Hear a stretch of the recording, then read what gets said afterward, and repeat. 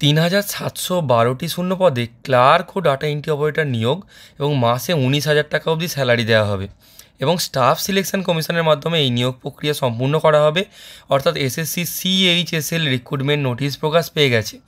এখানে বন্ধুরা কারা আবেদন করতে পারবে, কী প্রক্রিয়াতে আবেদন করতে পারবে এবং কী কী প্রসিডিওর বলা হয়েছে স্টেপ বাই স্টেপ এই ভিডিওতে আমি আলোচনা করে দেব এবং কীভাবেই বা এখানে ফর্ম ফিল আপ করবে তারও প্রসেস আমি সম্পূর্ণ বিস্তারিতভাবে আলোচনা করব। হ্যালো বন্ধুরা, welcome again a new video of Bong Edutech. তো বন্ধুরা, তোমাদের সঙ্গে আমি সুজন, তোমরা দেখছো বং এডুটেকে নতুন একটি চাকরির বিজ্ঞপ্তি। তো কাজে এই ভিডিওটি প্রথম থেকে শেষ অবধি ওয়াচ করো। বন্ধুরা, এখানে বলা হয়েছে কম্বাইন্ড হায়ার সেকেন্ডারি অর্থাৎ উচ্চ মাধ্যমিক পাশে চাকরি নিয়োগ করা হবে। নিয়োগ করা হবে ক্লার্ক, যেটাকে বলা হয় লোয়ার ডিভিশন ক্লার্ক অর্থাৎ এলডিসি, ডিইও অর্থাৎ ডাটা এন্ট্রি অপারেটর। এছাড়া এখানে বলা হয়েছে যে কোনো ভারতীয় নাগরিক অর্থাৎ পশ্চিমবঙ্গের যে কোনো জেলার প্রার্থীরা এখানে খুব সহজেই আবেদন করতে পারবেন, পুরুষ ও মহিলা। কিভাবে আবেদন করবেন দেখে নেওয়া যাক। এখানে বলা হয়েছে ক্লার্ক অর্থাৎ লোয়ার ডিভিশন ক্লার্ক ও ডাটা এন্ট্রি অপারেটর ৩৭১২টি শূন্যপদ আছে।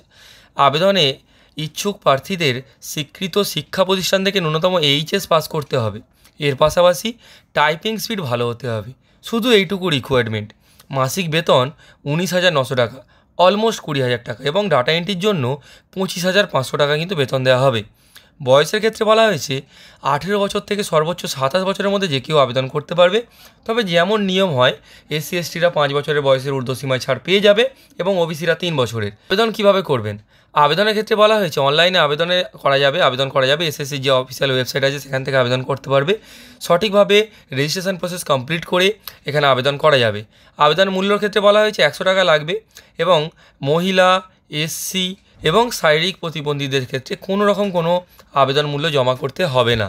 নিয়োগ পদ্ধতি বলা হয়েছে টায়ার 1 এবং টায়ার 2 দুটো অনলাইন পরীক্ষার মাধ্যমে এখানে কিন্তু চাকরি প্রার্থীদের বেছে নেওয়া হবে।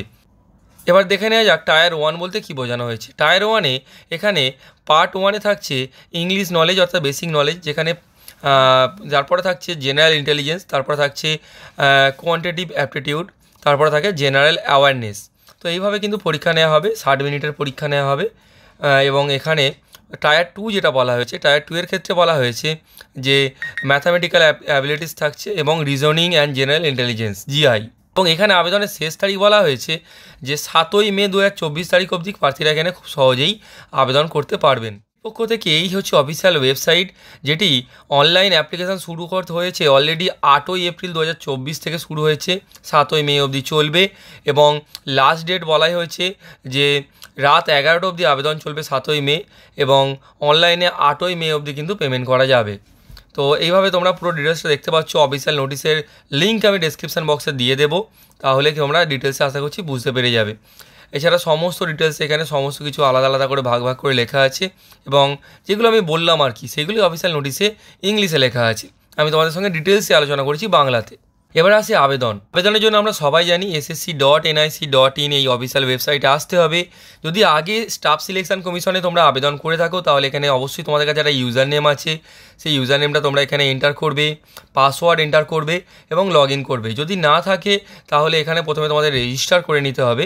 এইখান থেকে নিউ ইউজার রেজিস্টার নাও অপশানে গিয়ে রেজিস্টার করে নিতে হবে এবং তারপরে গিয়ে লগ ইন করে এই নিজের নোটিশটা আমি দিলাম, তোমাদের শেয়ার করলাম, সেই নোটিশটি দেখতে পাবে এবং সেখানে গিয়ে কিন্তু খুব সহজেই অনলাইনে যেমনভাবে আবেদন করে আর কি আবেদন করতে পারবে।